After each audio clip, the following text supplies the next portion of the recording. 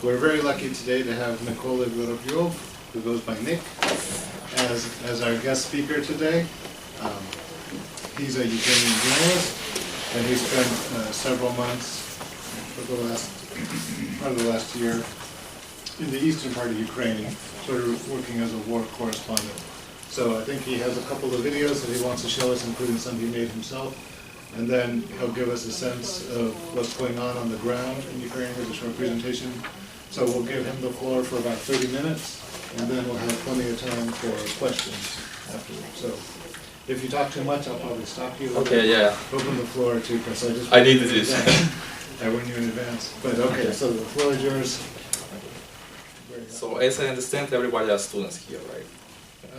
Okay. Some former students, I think, too. Yeah, so thanks. I am thankful to LO School and to Robert especially for inviting me here with a broad presentation about what's going on in Eastern Ukraine, but in whole probably Eastern European region.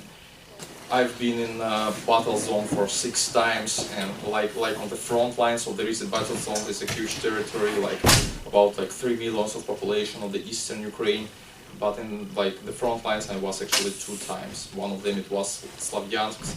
Slavyansk, this city was occupied first by pro-Russian separatists, but after in mid-June, pro-government forces, they put them out. And the second time was actually near the Peski. It's a suburbs of Donetsk, and it's like less than 1 mile from airport, Donetsk airport, the hottest as Poroshenko put it, the hottest place in Europe, or something. And I want just to also emphasize that all this experience and all the views are my own. So this is all my experience. I don't represent any government or non-government organization. Just I want to share my own experience with you, and I will be glad just to. If you don't understand something in my speech, because the English is really not perfect, you can interrupt me just for some details, and then we can just continue our discussion. So the first video, just before to start the presentation, the first video is from Donetsk, actually airport. This the most dramatic place in Ukraine, and this is not my video, this is video from my colleagues from Babylon. So this is a production studio, and they make a lot of such videos and from the hotspots. And I want to say that probably for now that's actually it explains why I'm here, because now it's really difficult to get the real information, even not if you are not in DC but in Kyiv, So you have to be on the ground to understand all this specific and all these details. I'm not. That's why I'm not very excited about my government, because I think that they should do more just to spread the reality of this war, because it's a full-scale conflict. And I want just to emphasize 5 main facts of this war. So this is the most mythical and strange war in probably whole European history, because this is undeclared and nobody actually know, even in Ukraine, because it calls not a battle zone, it calls anti-terroristic operation, but it's not a war. And when some troops are deployed there to Eastern Ukraine and they're wounded or something happens, they are not veterans actually. So they are participants of anti-terroristic operation, but it's not a war, because not a state of emergency, no declared war. So this is really strange. The second is this the most brutal war since World War II in Europe. This is why. So I will tell you the real casualties, what happens. But officially, US OSCE, they say that it's 4,000 people, including civilians and from both sides and battalions. Also, this is the most unique war, because it's people's war, because around 90% of the nations equipment for Ukrainian army, it goes from people and from volunteers. So defense ministries, they provide, if I would be mobilized as a soldier, they will provide me only with some bad sort of uniform and just a Kalashnikov, which is not a good one, which is around 30 years old or something. That's true. The fourth fact is the first evidence of terrorism, actually, to me, the first evidence of terrorism in Europe. And I think that it could transform, if the conflict will be frozen, I mean, to my view, it could be transformed as something as an ISIS state in the Europe. And the fifth, last but not the least, is the most tricky war. I mean, just nobody say that they are present here. So, like Russians say that we are not there, but despite this, there are a lot of evidences which even I saw by my eyes what happened there. This is obviously Russians' presence in the eastern Ukraine. So before just start the presentation, just a short video. This was made from airport, like maybe a month ago or something, but this battle going on right probably in this moment as well. So it's endless like shooting between both sides. And the airport is really strategic place in Eastern Europe because, like, despite it's like almost destroyed, the buildings are almost and terminals are almost destroyed. Actually, it wasn't new; it was built for European Football Championship 2012. But well, the terms. I think that the correct will be just call these guys pro-Russian separatists. I mean, this will be correct, not terrorists, not rebels, but I mean. And these separatists, they try to seize airport because this place where how say this the road it still works. So if somebody will control airport, it means that he can send this side can send their planes even from Russia or from Ukraine. So. This is like a short video. And you can read, can you read some?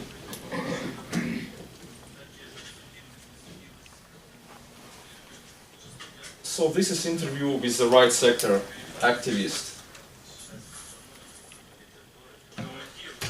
He says the benefits about joining right sector, for example, because he doesn't need to sign some paper and to just get some insurance, you know.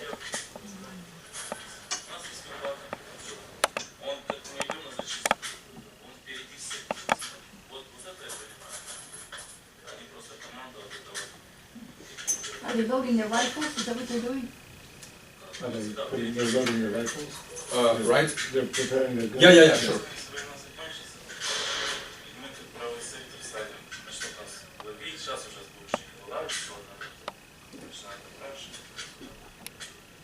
You see this sign of right sector on his right arm.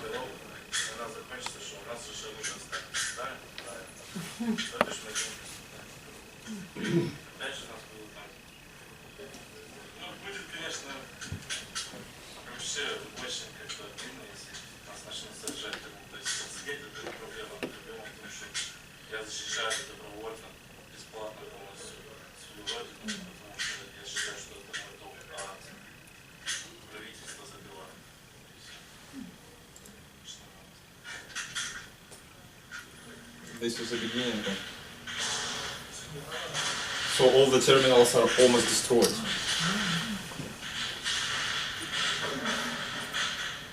Do you see this yellow? I will explain what it is.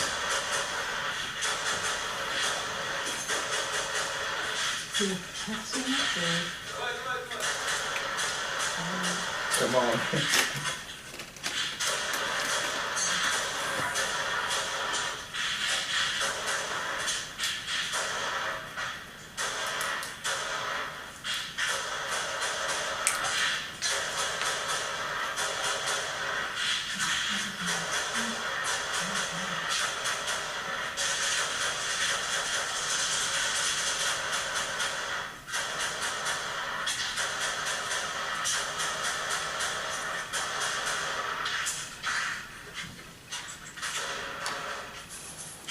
Yeah, and here is the interview. So the most interesting facts about this organization, this is really, have you heard something about right sector? I mean, this is very popular in Russian media because they try to just to mythify them, so they are like anti-Semite, neo-Nazi or something like this. So the most mythical organization probably, and the most mentioned political party after the main Russian party, like, so they mentioned right sector as a second. The interesting fact, if like 80% of them, they have like higher education and even probably two PhD. That's why. So people are educated. So actually on the interview, this guy, he said that they are volunteers. They're not registered somewhere officially, and they do this by their own on their own risk. So he said. But we can come back to the organization. So the first, I think that... But they're pro-Ukrainian? Yeah, sure. They're pro-Ukrainian, so people with actually different background. But I will tell you about them, especially if you are interested, you can ask a question, particularly about right sector. So I think that this will be important just to show the result of the elections. You see, if you're we had parliamentary elections in October 26. So this is the first after the revolution. We had presidential elections, and Poroshenko, he gained like 56% of support. And now we had parliamentary elections in the new parliament in Ukraine.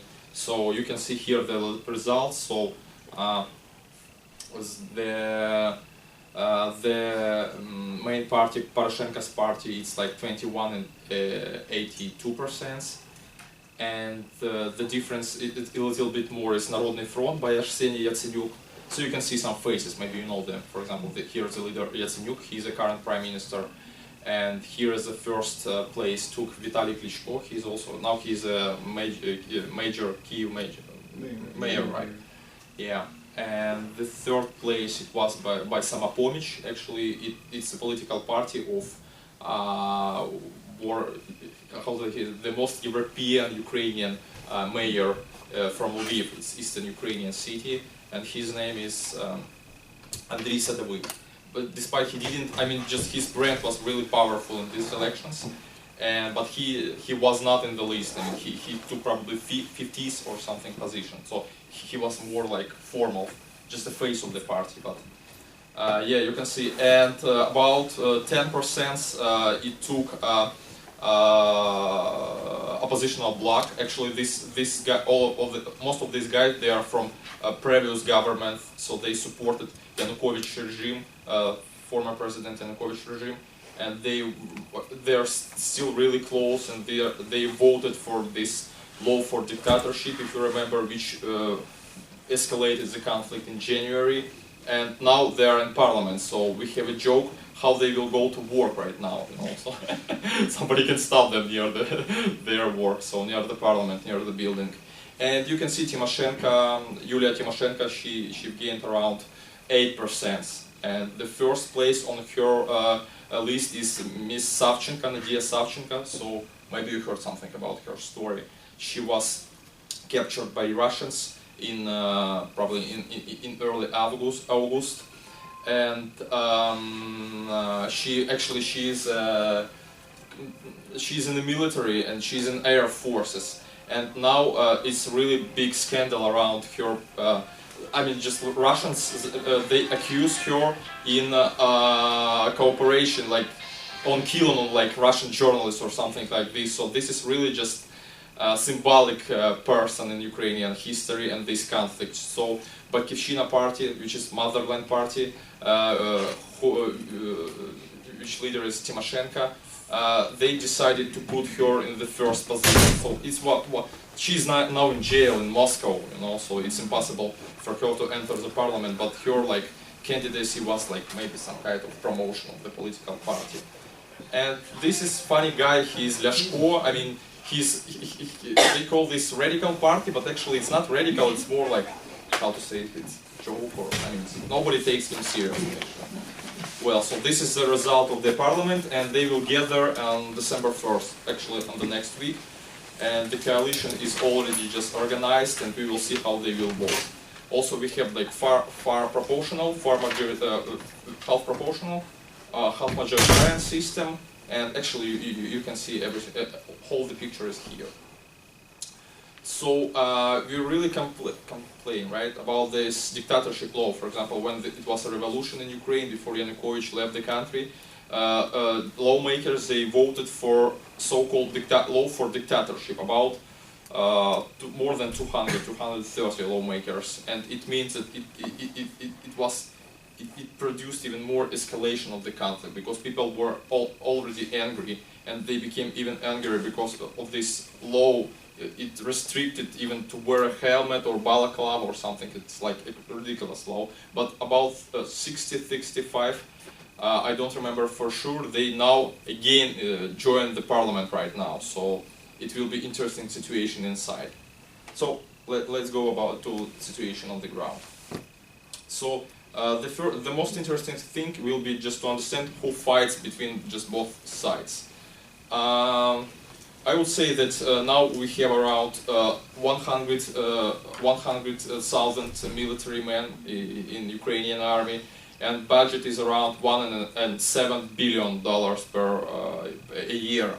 Just to compare with Russian budget, it's about 86 billions. Right.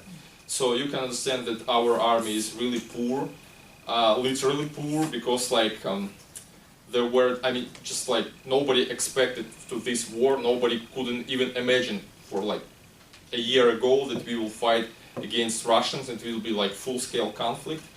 And this is interesting. I would say that it's interesting phenomenon about volunteer battalions, which were organized in Ukraine on this during this conflict. So you can see here all of these guys, like 5 of commanders, they became lawmakers. So it's extremely popular right now in Ukraine for politicians to go to the not like front line, but like maybe to ATO to make some picture, you know, to have a uniform and say that I was on the war. So this is extremely popular, and they use it in advertisement, you know. That.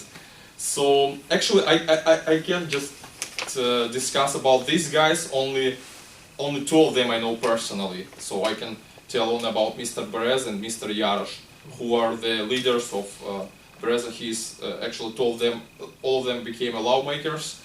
They were elected, for example, Yarosh, he was elected on majoritarian districts in his own area when he was born in near Dnipropetrovsk, it's central Ukrainian city. And Mr. Bereza, he was in Yatsenyuk's list, like Narodny Front, People's Front list. He took like 5th position or something. Also, this guy, he was, well, actually, Andriy Beletsky, well, so he was jailed during during Yanukovych regime, and he was released after Yanukovych left the country. He's the head of battalion Azov. I can say that this is the most radical organization, and despite this, they expressed their radical views. I mean, it's not a Nazi or something like this, but they say that we are from like, I mean, just really radical things. But despite this, he was elected in Kiev because his main competitor, he was a representative of Party of Regions. So people prefer this radical guy who really fights on the eastern Ukraine than the former like lawmaker from like past government. So I think we can estimate around 10,000 people in this volunteering battalion. So it's really interesting question why they don't join the regular army. For example, when I talked to some of guys from right sector, he said me, for example, I don't want to this sort of bureaucracy. I don't know physical test. I don't want just some like to be in somebody's database. I don't want police to watch on me, and I don't know, just like I don't want my children to know that I'm in this battalion, you know. So this is like it's the most simple way to get to war, just to join the battalion, because the not too many bureaucracy, it's one of the benefits. The second is that the problem of this war, actually what is still continuous, because there are a lot of betrayers, right? Betrayers in Ukrainian military headquarters. So let's put in this guys from right sector, they say, if somebody knows about our further operation, somebody knows who is higher than a mayor, like rank mayor, we don't do it. You mean it means that they for sure, for example, there were some situation when, well, it was some like paratroopers, they wanted to make like experiment, right? And he said that, okay, we received an order to hold this position. But let's do the following. We won't say this to our government, I mean just to our commanders, but we will change the position in a few miles like left or right, another way. Even they didn't come to this position, it was completely destroyed by enemy's artillery. So it means that somebody was waiting for them. And I think that the betrayers in Ukrainian just among the commanders, it's a really huge problem. And when you are in volunteering battalions, actually they don't have any like commanders among like official militaries. So they do by their own, they own like local operations. So it's more like a family where people trust to each other, and when nobody knows for sure what they are going on to do next. So this is really important. And yeah, so actually 4 of these battalions, except right sector, they are officially registered. For example, Donbass, it's like a part of the Interior Ministry. And Aidar also, it's not mentioned, and Aidar, for some of them belong to Interior Ministry, some of them belong to Defense Ministry, but yeah, but they are more they have more rights and they're more autonomic, right? Autonomous, right? Yeah, so yeah, there are a lot of interesting facts, and the average is about 10,000, and it's really interesting fact because, for example, in Donetsk airport when I was in Peski, it's a real story when some regular militaries, you have to understand that it's really close nations like Russians and Ukrainians. I mean, did you see these yellow labels? Yeah. It means that if you are in Ukrainian army, if you are like fight for Ukraine, you just labor yourself. Everybody shot each other. Everybody used the same mixed kind of uniform which volunteers sent. So this is which could be sent by volunteers or like some jeans or something, you know. And everybody speaks the same language. That's the problem. So you can't understand who is this shouting. I mean, he speaks in Russian and you speak in Russian. That's the problem. And people just label themselves, but for example, separatists, they prefer to use white one. And they usually yellow, and they use it on cars, you know, so 2 lines, like white lines, I will show you on the pictures. And this is really just interesting because sometimes it happened that like pro-Russians, they used Ukrainian symbols to capture people, just to manipulate, you know, just they say, oh, hello, just like in Ukrainian, and people just trust them and they shot them. And for example, it happened with right sector after my movie. It was August 12.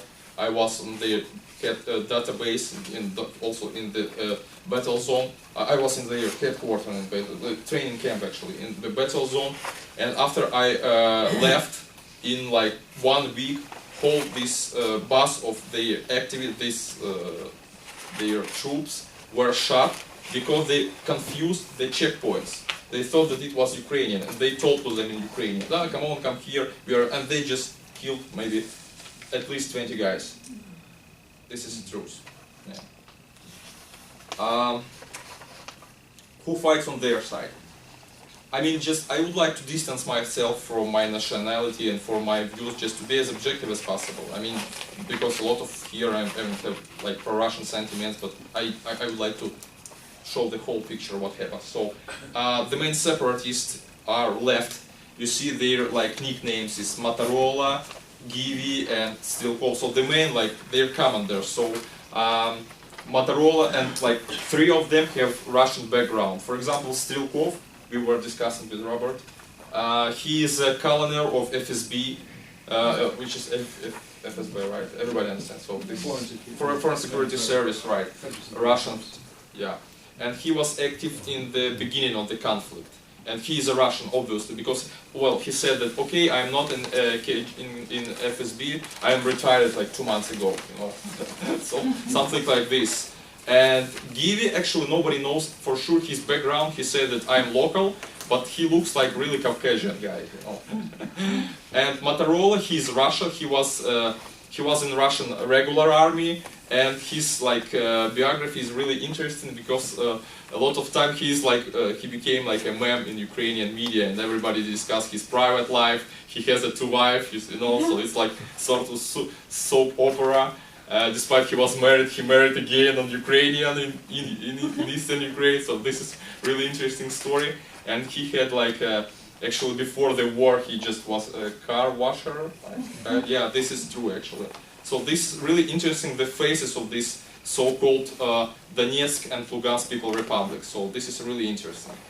And for sure we know that to this 76 Pskov Airborne Division, they were detected in Eastern Ukraine. Well, it's really interesting to understand. I mean, some Russians, they always ask, you need to prove us.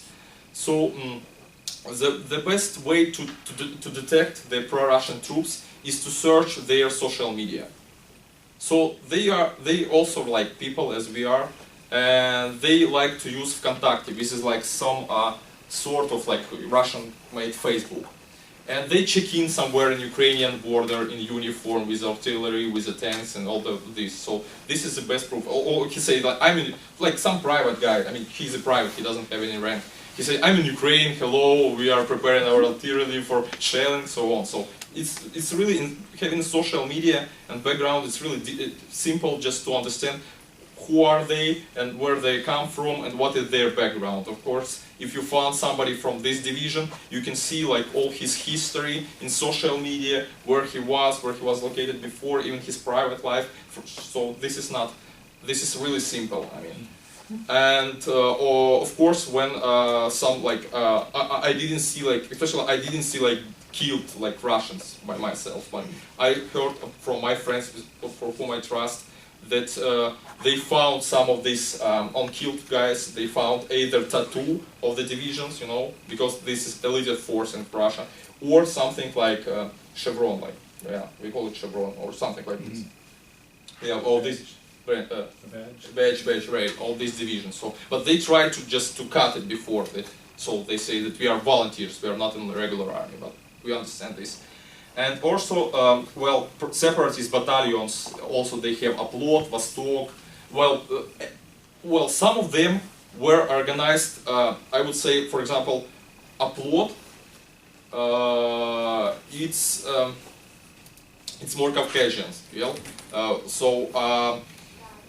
people there from Chechnya, well, they don't like, I won't call them Chechens, but obviously they have this Chechen nationality, and this is also interesting fact that, for example, you know this Russia, they were also engaged in war in Chechnya, and some of them, these people who fought for independence, now they join Ukrainian army. Like, well, so there is a Chechen battalion in Ukraine for sure, who fights against like Russians. That's why. But there are some guys who support Kadyrov's policy, but actually I would call them mercenaries, right? Mercenaries, they do it for money, and they join that side. So we can call them like Kadyrovцы, well, people who support Kadyrov, and some South Ossetians and so on, like Caucasian battalion. Some battalions were organized like in Ukraine, in Eastern Ukraine, among some criminals, among maybe miners, among people who really believe for this Donetsk and Lugansk republics. I mean, everybody has his own motivation. And so we know about these battalions, and we know about Cossack Corps. So Cossacks from Rostov, well, they're everywhere actually, you know, in every like conflict where Russians were engaged. We saw these Cossacks in Georgia, Chechnya, probably even in Transnistria. So they position themselves like a Cossacks. We are support Putin, and like it's better to Google their history.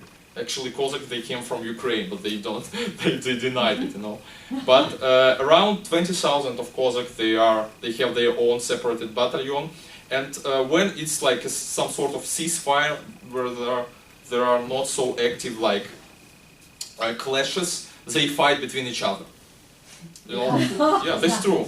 Before Cossacks between like Chechens or something like this. Yeah, because you have to understand what happens on the ground, because people share the spheres of interest. I mean, it's obviously they didn't came here for any idea. Well, maybe like 10%, maybe 20%, but not more. Everybody wants to have a car or just to take somebody's house or something like this. This is true.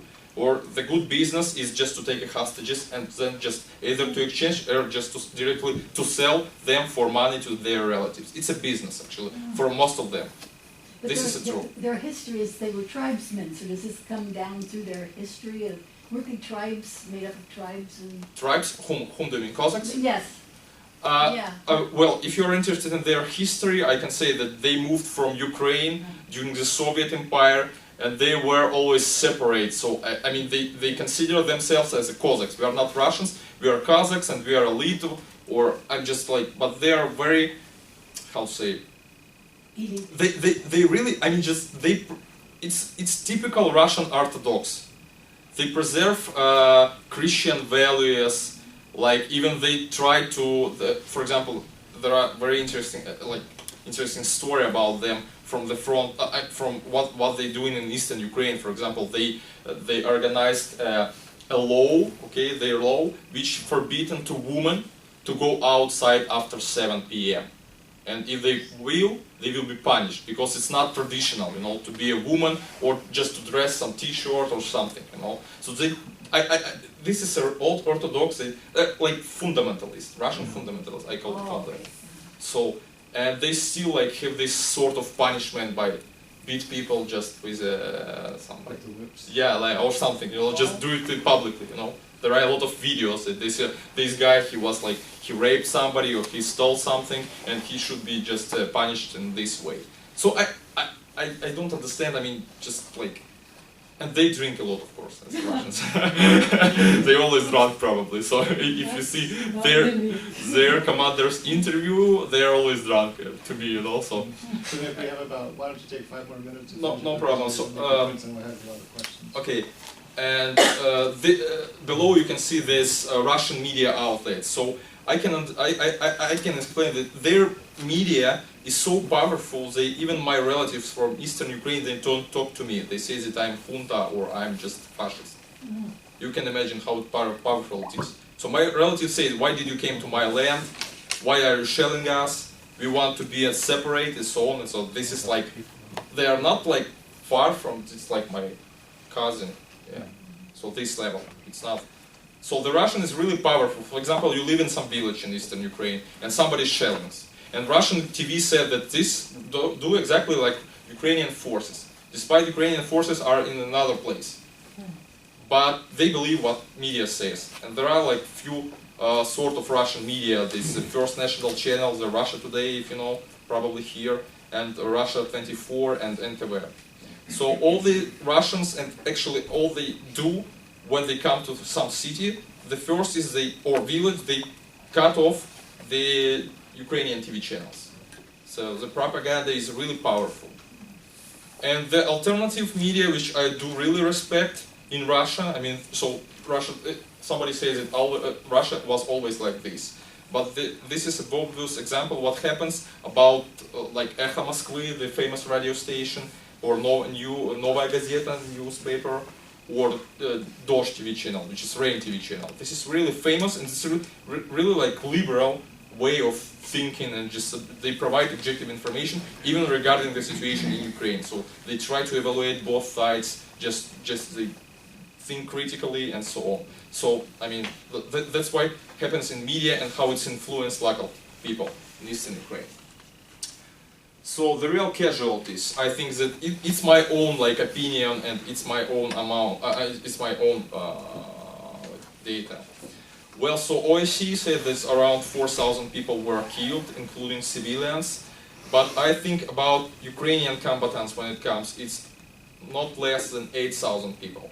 So as you know, Ukraine was engaged in Afghanistan war in 1979, 1989, so 10 years in Afghanistan. Ukrainian, like Soviet Ukrainian Republic, and our people were present. And a lot of veterans of Afghanistan, they are engaged in this war and they fight either from pro-Russian separatists or from pro-Ukrainian. So I interviewed some of this guy and he told that Afghanistan, it was a honeymoon for us. So all Afghani, all these Taliban, all they had, it was like American like Stingers or some like Kalashnikov machine guns. but they didn't use like multi-missile Huracan or Grad or something like this, which destroyed everything, which shot for like 20 miles. So you're sitting here, and they started from 20 miles, and you have like, you can only see how it comes to you, and it's destroyed everything. I mean, you should be really lucky to hide from this. So I think that the real casualties for these 6 months, we've lost more people than we lost during the whole campaign in Afghanistan. At least we lost 8,000 people. Official, they say that we lost 1,000 killed Ukrainian soldiers, but I think that it's at least 8,000.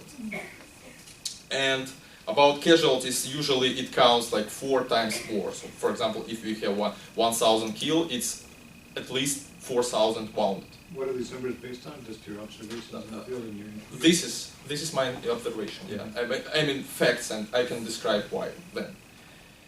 And about civilians, I don't know, I can say it for sure, but usually it counts 1 to 5.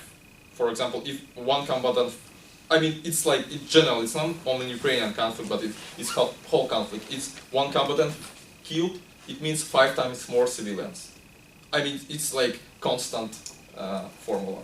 Well, so around 400,000 of displaced people, and some of them some of them moved to Russia, some of them moved to Ukraine, and some of them who hadn't possibility, they stayed.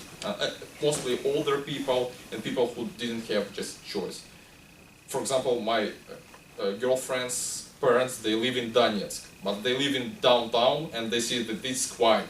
Everything is happening in suburbs, but her father, he works, he's a miner, he still works in this place, and nobody, actually he said that nobody touched like locals, but anyway, so some people stay because of their needs. Somebody used to leave to Russia. The total amount of people who were displaced is about 400,000 people, maybe more, I don't know. Some villages you can see here, it's like below here.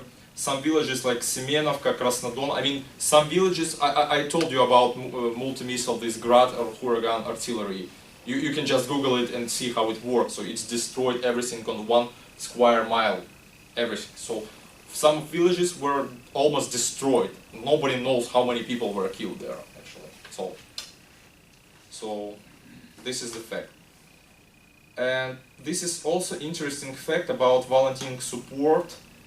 I mean, as I told you, 80–90% of Ukrainian army is donated from volunteers. I mean, people who just spend their own money, their own time, and of course just they deliver this help directly to the front line, and a lot of them were missed, tortured and killed, because they do it for their own risk. Just to, everybody helps how he or she can.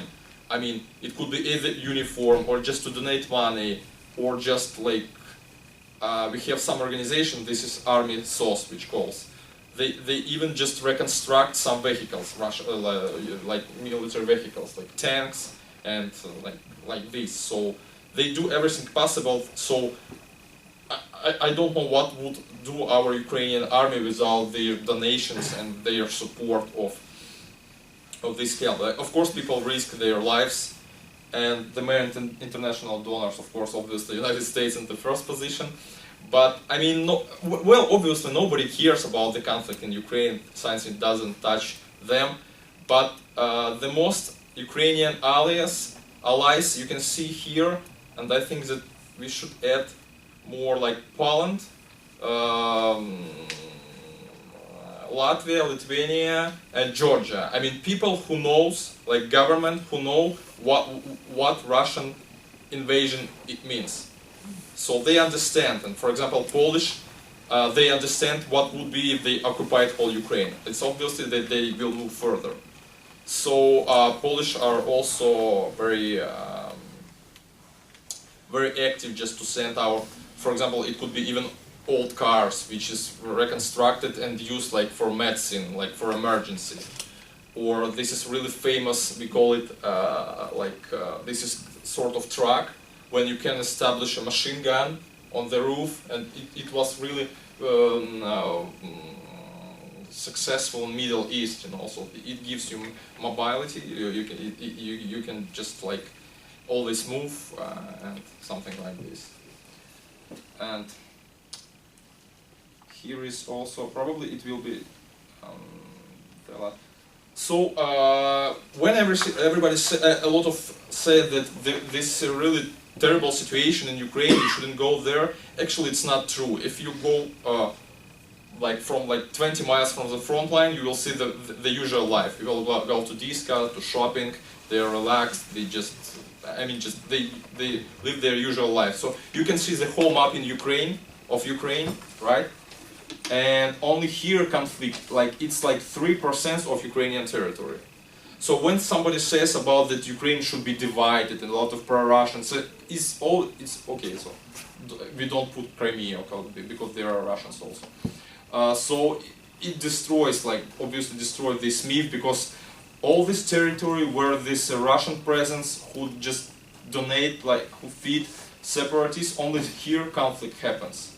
So closer we can see this Slavyansk. It was occupied before, but now it's released. And there is Donetsk airport is here, and all of this territory, probably part till Mariupol. So I was in Donetsk airport, not far.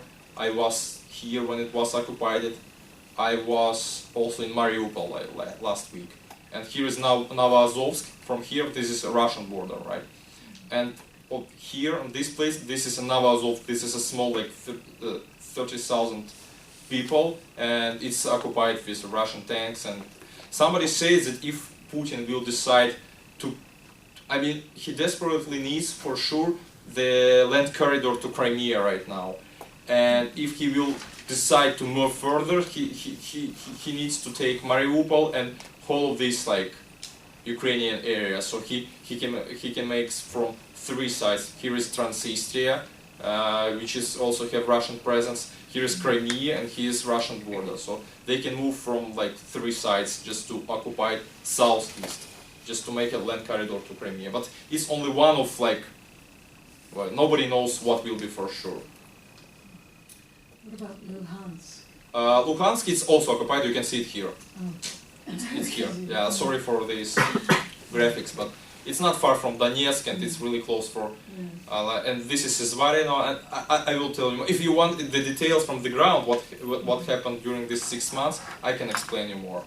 Why don't you conclude your talk and then we'll get some questions. Yeah, I think that the most likely scenarios in Ukraine.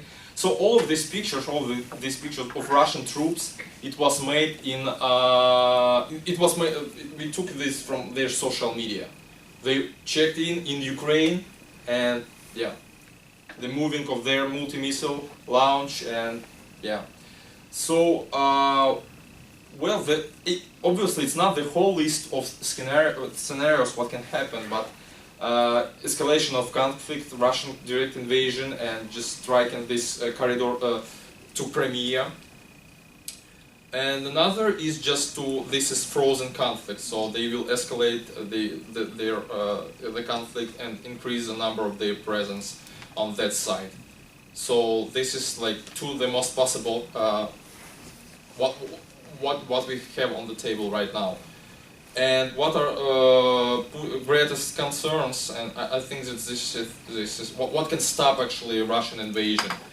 It's also like it's my own opinion and my colleagues. It's like additional sanctions. It's really powerful, and falling of prices of oil. Of course, this is really it has impact, and granting, of course, like. For example, I forgot to tell you, because there is a really interesting organization here, Russian combatants in Ukraine. So there is on Facebook, there is a page of a committee of soldiers' mothers whose sons are in Russia. And the leader of this organization, we can Google it, but I forgot exactly her name. But she says that about 4,000 Russian troops were killed in eastern Ukraine. So well, it was during Afghanistan, so nobody nobody do some ceremonials when nobody say about this. They are buried like highly, and also, and even like guys from this Dozht Rain TV channel, they try to investigate some like fresh graves on the cemetery from like some paratroopers, and they were just persecuted or something like this. And the lawyer who tried to investigate, he was badly beaten by some guys, you know, and he was in hospital. I don't know what was his future, but they try to, of course there are casualties of Russian troops, and this organization, they say that around 4,000 soldiers, but nobody knows for sure how many. Well, so what I wanted to tell you. So this weapon, considering a weapon, as more as Putin will understand that Russia will lose more their troops on the ground in Ukraine, as less he will be active in eastern Ukraine. So obviously, yesterday we received these radars and other system from the United States, and obviously it will stop. Probably it's the most powerful fact for like Putin and for his for Russian troops not to continue their invasion. That's why.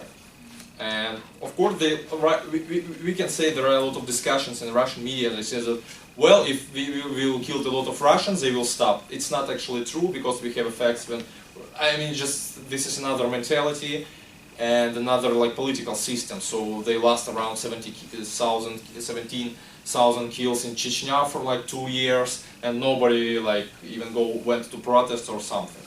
So the best deal with their relatives is just say that your son was a hero and you receive some like financial support. Otherwise, you can be like persecuted or jailed. So of course, parents understand that we don't have a choice. We can change the system. It's better to take money and just to stay calm. That's why. And only few of them will go to protest or organize some like really. So I mean, just. I'm not sure that Russians' casualties in eastern Ukraine have really just big impact to their like to Putin's plans. Why don't I stop you there? If that's okay, Yeah. we'll have some time for questions. So, if you have a question, please identify yourself and ask away. So I'll start with Peter Rolberg. Peter Rolberg, Iris. I have a quick question. Why do those people from the Pravy sector that were filmed there speak Russian? I mean, is this their native language, or shouldn't they prefer Ukrainian actually? Well, so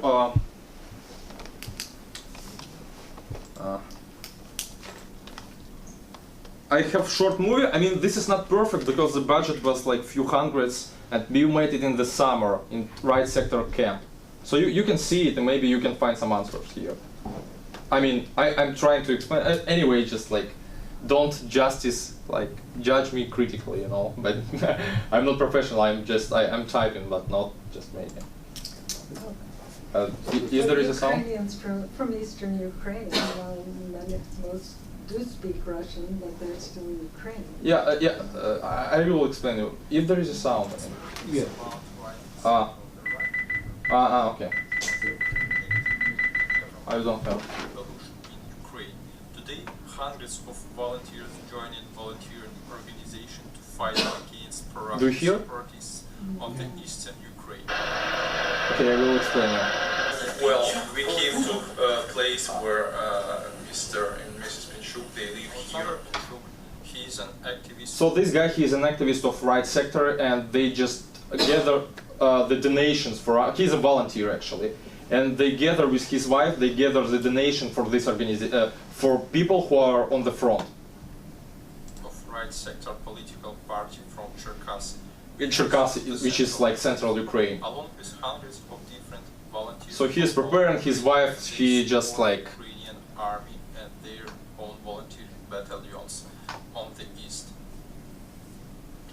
So there are like different like I mean everything from socks, steel, like I mean some equipment for guys on the war.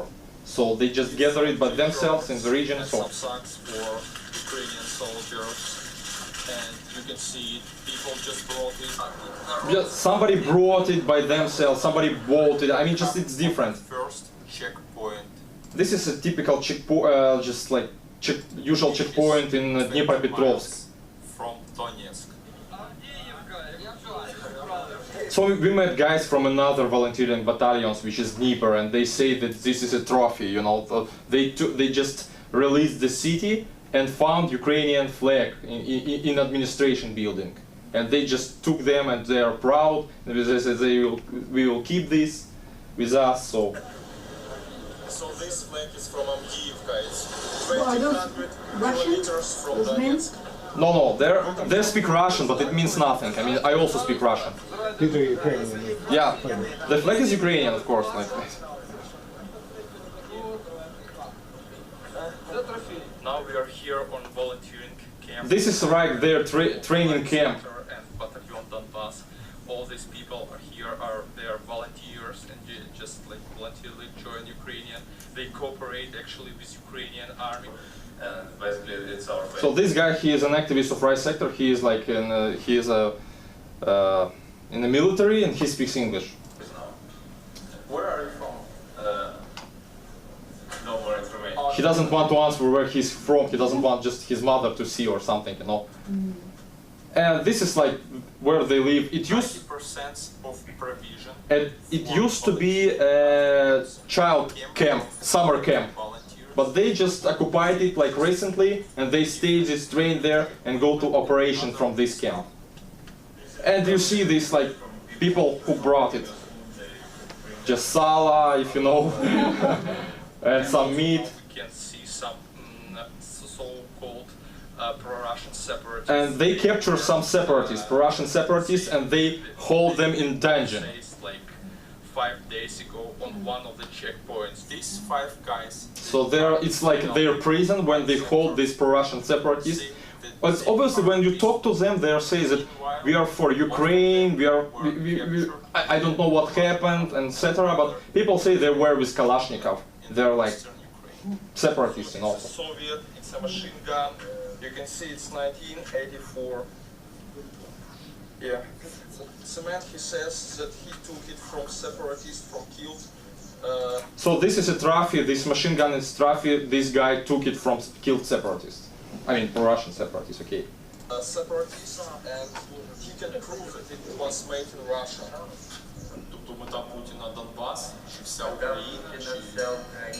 And it was some kind of subtitles.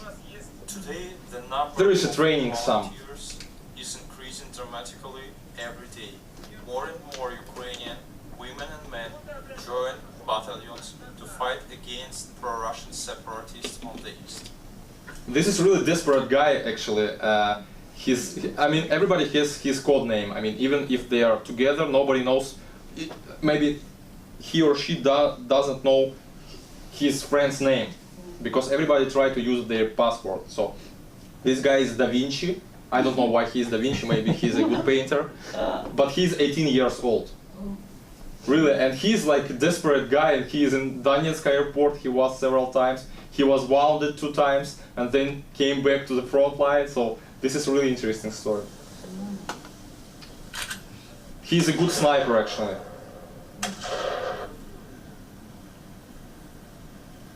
So here are some bullets from Kalashnikov, and activists from right sector. They still blame the government. They are because they don't provide them enough weapon.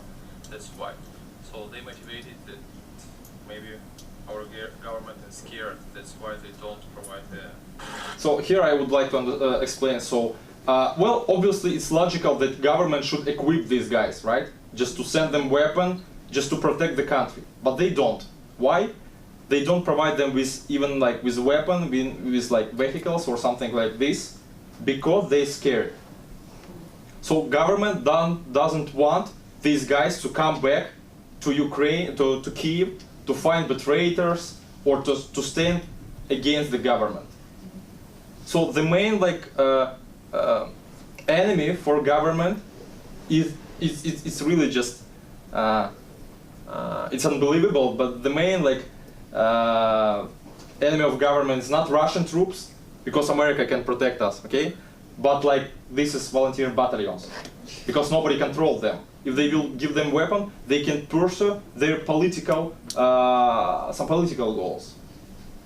So they say, if you won't give this order, we come back to Kyiv and demand to do this. And nobody will shoot them, because these guys are desperate, they well organized, they're experienced, and they have a weapon. So this is really just possible scenario. Do we have a couple more questions? Yes. Eleanor Bachrach. I worked for USAID in Ukraine for 5 years, so I feel very attached and upset about this. Your list of countries contributing, are these contributions from government, from private people, both? If it's from private people, how do they make their contributions? And why isn't Canada in the list? They've got lots of Ukrainians. How they do the contributions? Yeah. Well, this is really interesting question, because on the beginning of the conflict in April, May, everybody sent it directly to the defense ministry. Okay, so let's send them like 20,000 and they will decide what to do, because they are just more like competent in this situation. But then 80% of this amount has disappeared. Oh. That's the problem. So when I sent it as a volunteer, you have to understand, because like volunteers, they provide Ukrainian army with some really expensive things like night vision, which cost about 20,000 or something. And it's not good idea to give it to some commander or something. So you have to know this person.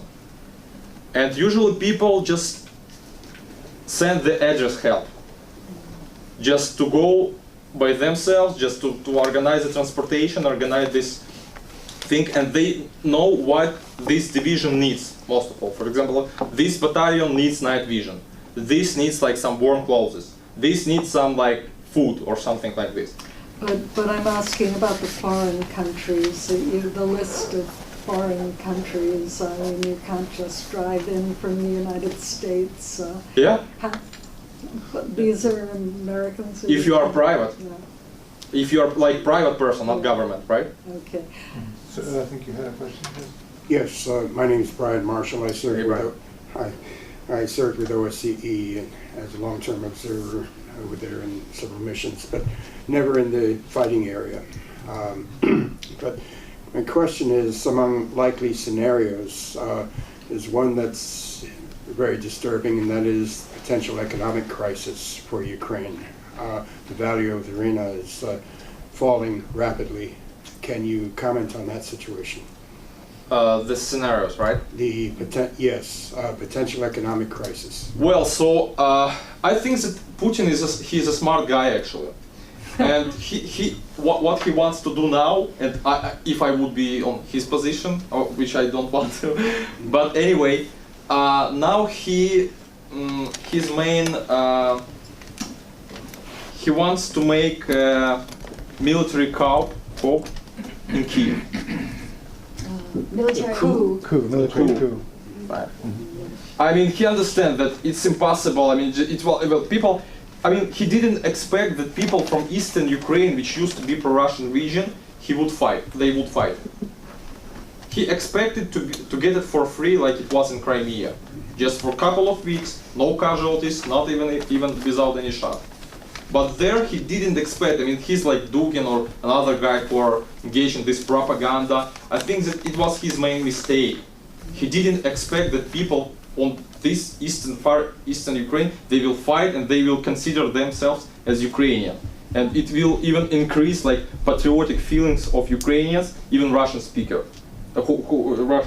right? So he didn't expect. It's obviously, in case of direct intervention, I mean, it used to be a great like aftermath. I mean, just sanctions, even more like international pressures, and people will fight. I mean, because like now in these volunteering battalions, you can find everybody, like some like students, some professor, some guys manager, and just everybody, all this society. So there is even like, I can just describe a common like volunteer, just common portrait of volunteer. Who is he or she? There are also some women, maybe like 10%, or like he's a student, or he's a scholar, or a manager, or something like this. You know, also people are willing to fight. That's the main problem. And now the thousands and thousands more reservists. There are a lot of like private initiative which train people how to fight when they even didn't carry weapons before. They know how to make it, and they're willing to fight. That's the question. So the best idea will to destabilize the situation in the capital. you know, so it will be much simpler to take it. We have a question right here. Yeah, Jim Bruton, independent researcher. You showed 5 volunteer battalions there, and it's my understanding that Pravi sector is both a combat battalion, of course, and a political party. Is that correct? Yeah. All right, what about the other 5? And would you comment on the Azov battalion, which, as I understand it, they actually tried to portray themselves as being fascist or neo-Nazi and descendants of the Waffen-SS Galician division. Yeah. Is that correct? Yeah. I mean, well, so Azov, well, what can I say about, I know Beletsky personally. I mean, I interviewed him many times. I mean, they don't hide that we are national socialists. Well, so which is Nazi actually. But I'm not sure. I mean, he ran for the elections in majoritarian district, and he won. He was in prison for like 3 years before the previous government. But I mean, for example, when we say about right sector as a radical organization, despite it's a really interesting question because they're really just active just to fight for their own land. And they lost a lot of people, like maybe like young guy like me. And despite this, they've gained only like about 2% on the elections. So which is nothing. So it means this society that people don't trust and don't support. I mean, and I'm not sure if Azov it's only even a political party probably. Well, some of the leader he ran and he is lawmaker. But I mean, just I talk to these people. I can't consider them like a Nazi. I mean, I met some of them in Mariupol or in Kiev. They're also very active. But I can say about the radical. I don't think they have any perspectives in Ukraine. One more question. Yes, please. Yes. So you mentioned the possibility of a military coup in Kiev that Putin instigated. Yeah. So is there a possibility? Actually, not so much a possibility, but is the reason why you support the increased support for the militia groups in case the government is undermined and you need sort of an escape hatch for the pro-nationalist part of Ukraine? Sorry, I didn't understand. So it was really fast. He was wondering if you support the militias. Personally, me. Yeah, because if the government in Kiev is overthrown, then you'll have some sort of alternative force that can fight against the Russians. That's the problem. When I talk to these guys from right sector, and well, where they're young, hot, you know, and desperate that we will just destroy everything in Kiev, we will establish a new government, but nobody has a like scenario, like a plan, what to do. Okay, guys, okay, you can kill a president, you can kill anybody, you have a weapon, it's simple, and nobody will resist you among police, so nobody will fight against you, but what you are going to do next? Nobody can answer. So they're radical, of course, and they're really angry on government because when you are in military and you expect the attack not from the front, but from the behind. That's why. So you can't understand why if you are going something to some operation, somebody just like can just betray you. Just tell to your enemy to its artillery to tell your coordinates, or just their artillery worked really correctly on your position. So somebody sold this information.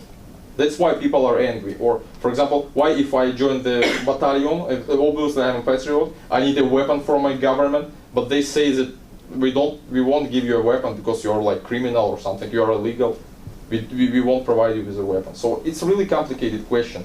And well, and we had like for 2 months, we have around 3 provocations near president's administration.